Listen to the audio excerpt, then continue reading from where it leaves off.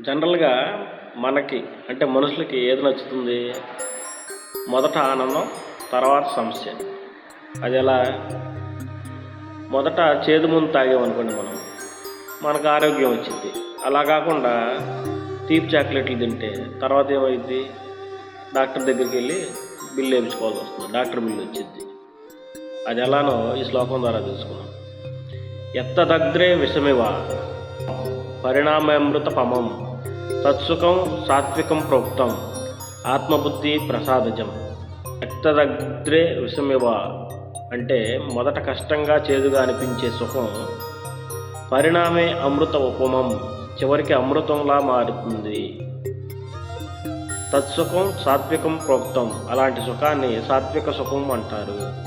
ఆత్మబుద్ధి ప్రసాదజం అది మన మనస్సు బుద్ధి రెండు శుద్ధి అవ్వటం వల్ల ప్రశాంతంగా ఉంటుంది.